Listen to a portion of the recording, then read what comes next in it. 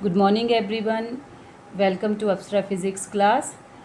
Students, today I am going to start numericals and some important results related with capacitance. इससे पहले जो है I have discussed lots of numerical on electric field and potential. So वो मैंने सारे के सारे playlist में कर दिए हैं. And now we are going to start with various results and typical problem with capacitance.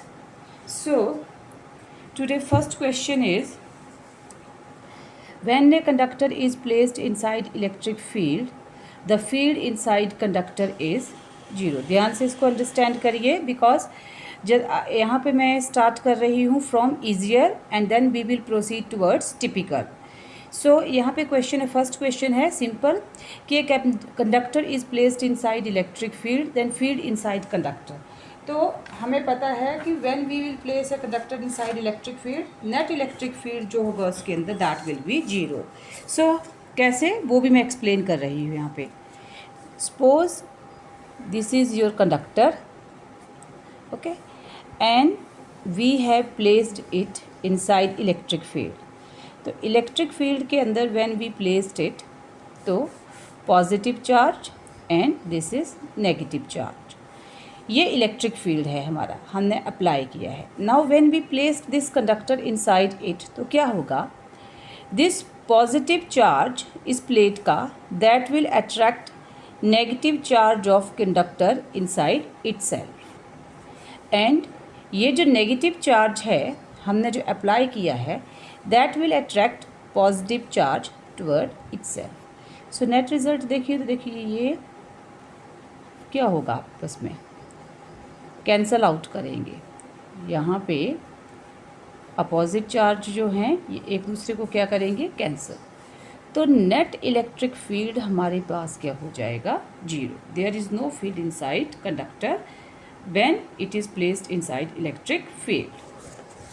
Then next question है हमारे पास, when a conductor is charge, then जब आप कंडक्टर को चार्ज करते हैं तो charge reside at the centre of conductor, charge reside on the surface of conductor and this is the choice.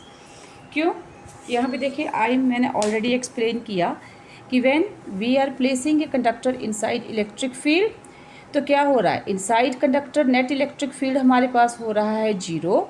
तो we are only left with this charge जो हमारा कहाँ पे है, reside on the surface of a conductor. जो conductor के surface के ऊपर चार्ज होगा वही रहेगा, नेट फील्ड अंडर क्या होगा, जीरो.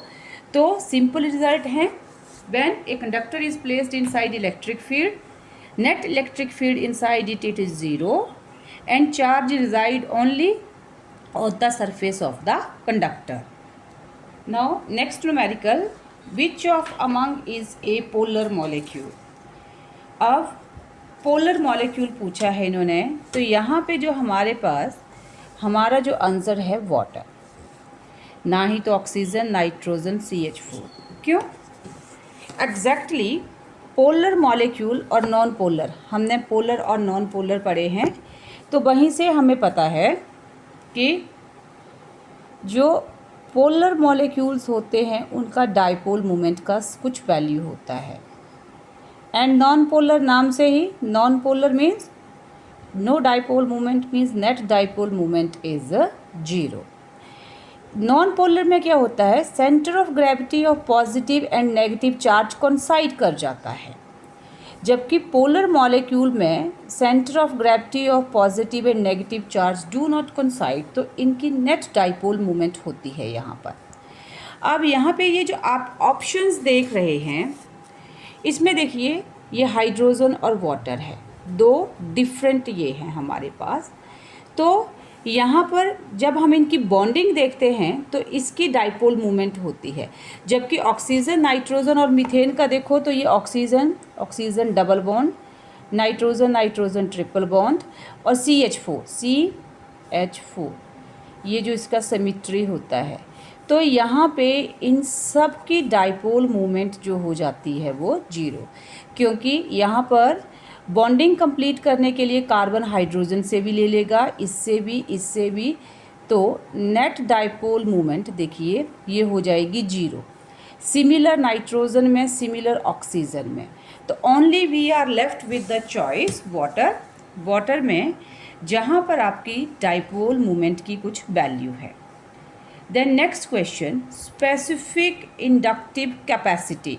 स्पेसिफिक इंडक्टिव कैपेसिटी आपके ये परमिटिविटी को यहाँ पे कहा गया, रिलेटिव परमिटिविटी जो होती है आपकी के या एप्सिलॉन आर इज़, उसकी वैल्यू जो होती है that is always greater than 1। Generally इसकी this is the one of the main and important result कि डाइलेक्ट्रिक कांस्टेंट या स्पेसिफिक इंडक्टिव कैपेसिटी जो है हमारे पास, जो क्या होता है K is equal to E naught upon E हमारे पास। तो ये जो है हमने यहाँ पे एक हमारे पास जो हमने फील्ड अप्लाई किया है और जो फील्ड हमारे पास अंदर है उसकी जो रेशो आ रही है, तो वो हमारे पास क्या है ग्रेटर देन 1। ये वैल्यू 1 से ग्रेटर होती है। सो ये आपको लर्न करना पड़ेगा। Next, capacitance of spherical conductor is, जो स्फेरिकल कंडक्टर होता है उसके कैपेसिटेंस की वैल्यू होती है 4 पाई एप्सिलॉन आर। ये आपकी डेरिवेशन है और आपका one of the main result है आपके पास। द नेक्स्ट क्वेश्चन है आपका, capacitance of parallel plate capacitor is number 6। Capacitance जो है पैरेलल प्लेट कैपेसिटर का that is epsilon not a upon D. ये आपके पास रिजल्ट्स हैं। आगे के न्यूमेरिकल करने के लिए before proceeding towards typical problem you have to remember और लर्न ऑल दीज रिजल्ट्स, तो ही आगे न्यूमेरिकल सॉल्व हो पाएंगे। इसलिए मैंने फ़िलहाल मेन रिजल्ट यहाँ पे एक्सट्रैक्ट करके ये लिया हुआ है। Next, capacitance of parallel plate capacitor when A dielectric slab partially fills the space between the plate। Now देखिए यहाँ पे अब कैपेसिटेंस पूछा है पैरेलल प्लेट कैपेसिटर का। When A dielectric slab partially fills the space between the plate, not completely but partially fills the space, means ये आपके पास आपका पैरेलल प्लेट कैपेसिटर है और उसके अंदर ये आपने डाइलेक्ट्रिक स्लैब इंट्रोड्यूस करी हुई है। अगर आप कहें कि D is the separation between the plate and T is the thickness of this dielectric slab, तो ये जो आपका पैरेलल प्लेट कैपेसिटर है यहाँ पर ये हमने इसके अंदर पार्शली फिल किया हुआ है, तो तब हमारे पास कैपेसिटेंस की वैल्यू आती है के epsilon not a upon D हमारे पास।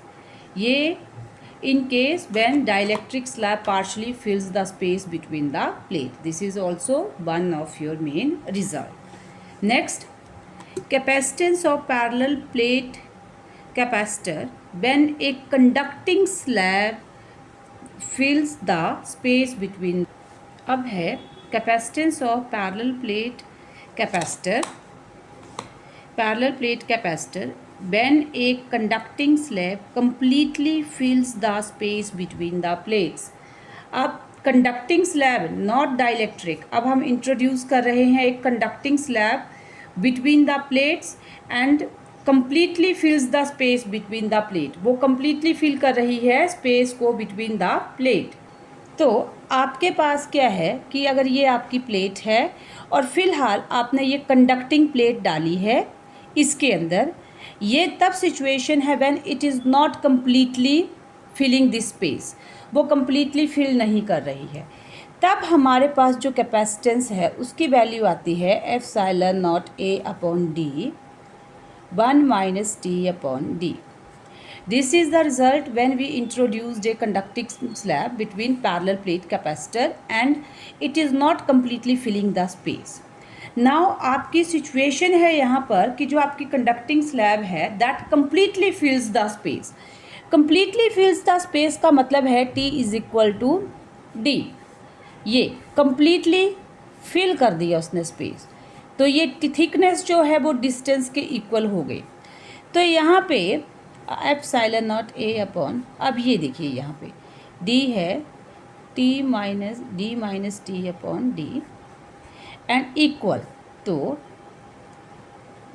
समथिंग डिवाइडेड बाय जीरो, जब तो दैट विल बी इनफाइनाइट। तो आपके पास यहाँ पर जो है आपका रिजल्ट आएगा, that will B this infinity.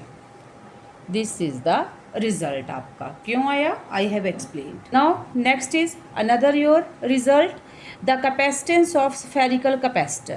This is the value of the capacitance of spherical capacitor, 4 pi epsilon naught AB upon B minus A, where A and B are the inner and outer radii of the sphere.